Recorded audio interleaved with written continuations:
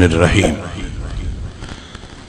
अल्लाहुम्मा सल्लि व सल्लिम अला नबिय्यिना मुहम्मद व अला आलिहि व अस्हाबिहि व अहलि बैतिहि व अज़वाजिहि अजमाइन बिरहमतिका या अरहमर राहिमीन।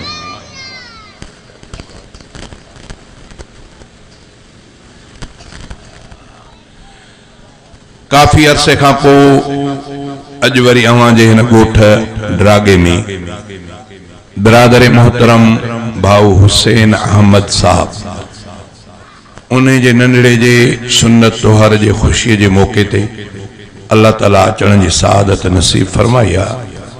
अल्लाह मिठड़े खां दुआ है त अल्लाह ताला उन नंढड़े हसनैन खे पंहिंजे अबे ऐं अम्मा जे अखियुनि जो ठार बणाए, अल्लाह ताला खेसि सालिह बणाए। कुरान पाक में भी आ, हदीस सुहारी में भी आ। हदीस में इंदो आ त जने औलाद जे लाइ दुआ घुरो त अल्लाह से खां दुआ घुरंदा कयो त रब हबली मिन सालिहीन, अल्लाह असां खे तोहफ़ो ॾे औलाद जो, पर सालिह औलाद।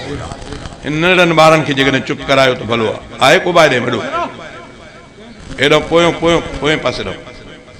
इन्हनि ॿारनि खे बस करायो थोड़ो तवज्जो।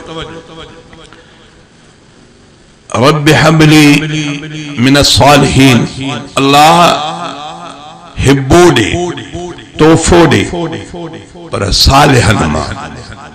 सिंधीअ में हिकिड़ो पहाको आहे त उहो सोनी घोरियो जेको कन छिने। तव्हां वटि इहो पहाको कंहिं ॿुधो आहे कोन?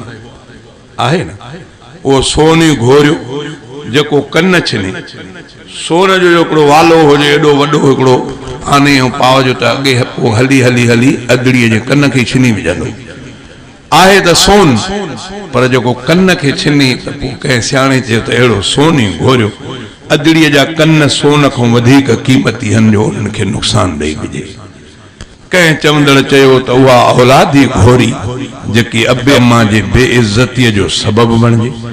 तंहिंजे करे अल्लाह खां दुआ घुरंदा कयो त अल्लाह ताला औलाद सालिह ॾे। मां भी दुआ थो कयां त अल्लाह ताला जंहिंखे औलाद आहे उन्हनि खे सालिह बणा, जंहिंखे औलाद नाहे उन्हनि खे नेक ऐं सालिह औलाद जो तोहफ़ो नसीब फरमा। तव्हां भी इहा दुआ घुरंदा कयो। असांजो कमु आहे रब जे आॾो पंहिंजी दिल ऐं ज़मीर वारी ॻाल्हि पेश कर। रंग आहे अल्लाह जे हथ में, जंहिंखे लाए जे रंग लाए त कंहिं सिख जे पुट खे शेखुल हदीस बणाए, हाफिजुल क़ुरान बणाए, उस्तादुल उलमा बणाए। जेकॾहिं रंग न लाए त कंहिं बुज़ुर्ग ऐं वलीअ खुद नबीअ जे पुट खे बि बेराह बणाए छॾे। इहा उन रब जी मर्ज़ी आहे। जंहिंजी औलाद सालिह आहे इहो माण्हू भागन वारो आहे।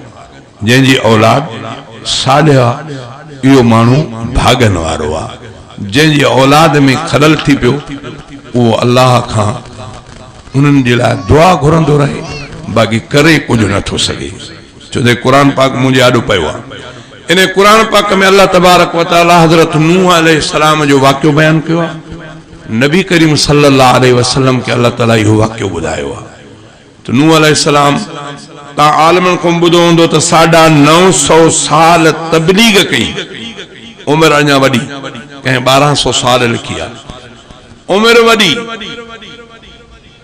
950 साल तबलीग कई। दर दर वञी माण्हुनि खे चई त अल्लाह हिकु अथव, मां उनजो नबी आहियां, मूं ते ईमान आणियो।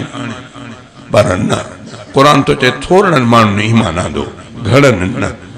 तव्हां त एतिरे ताईं थियो जो आलमनि खां तव्हां ॿुधो अथव त हज़रत नूह अलैहिस्सलाम तंग थी करे, थोरो भला हिकिड़ो तवजो कयो, अल्लाह जे रसूल फरमायो त सभिनी नबियनि खे, अंबिया जे लाइ थो ॻाल्हाए, सभिनी नबियनि खे अल्लाह ताला हिक हिक दुआ मक़बूल गिफ्ट ॾिनी आहे। गिफ्ट चश्मो को नज़र वारो कंहिंखे माण्हू गिफ्ट ॾे, है न? को मुसलो हाजी साहब कंहिंखे गिफ्ट ॾे, को रुमाल कंहिंखे गिफ्ट ॾे, को पेन कंहिंखे गिफ्ट ॾे। अल्लाह ताला सभिनी नबियनि खे हिक ॿ न हिक हिक दुआ गिफ्ट ॾिनी आहे। उहा दुआ छा आहे? उहा मक़बूल दुआ। जेड़ी मल चवंदा हिक दुआ घुर जकी घुर अल्लाह वटि क़बूल, उहा ज़रूर क़बूल। इहा नबी सल्लल्लाहु अलैहि वसल्लम फरमायो त सभिनी नबियनि खे अल्लाह साईं ॾिनी आहे। पोइ मुंहिंजे सुहिणे साईं फरमायो त ॿियनि सभिनी नबियनि उहा दुआ दुनिया में घुरी छॾी, जीअं अल्लाह साईं खे चयूं अल्लाह उन्हनि खे उहो ई करे छॾियो। मां मुहम्मद करीम चओ सल्लल्लाहु अलैहि वसल्लम, साईं जन फरमायो त मां मुहम्मद करीम उहा दुआ न घुरी आहे। साईं छो न घुरियव? पाण फरमायो त आख़िरत जे लाइ रखी अथमि।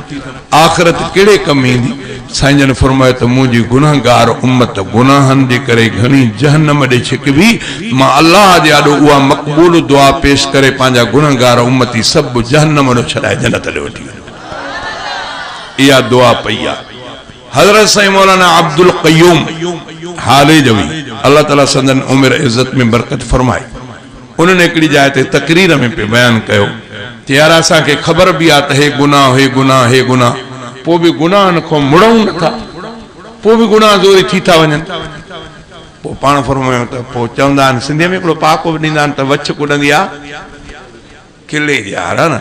साईं जन फरमायो त पोइ कुझु असांखे बि टेक आहे न, उहा टेका या रब जे रहम में या इमामुल अंबिया जे शफ़ाअत में, या अल्लाह जे रहम में या इमामुल अंबिया जे शफ़ाअत में। तंहिंजे करे था मस्तियूं कयूं जो गुनाह थी था वञनि।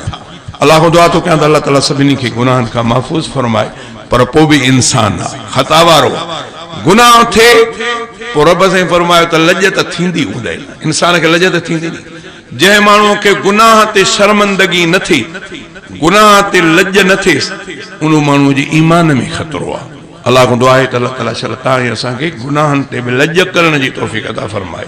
गुनाह थींदो इंसान खां थींदो, पर अल्लाह साईं छल गुनाह खे गुनाह सम्झण जी बि तौफ़ीक़ अता फरमाए। जो गुनाह खे गुनाह सम्झंदासीं तॾहिं त लॼ थींदी न, तॾहिं त अल्लाह को माफ़ी वठंदासीं न। पर गुनाह खे गुनाह ई न सम्झंदासीं, ॾाढ़ी कुड़ाइण खे को माण्हू गुनाह ई नथो सम्झे त तौबा कंदो? कंदो तौबा? गिला करण खे को गुनाह ई नथो सम्झे त तौबा बि न कंदो न।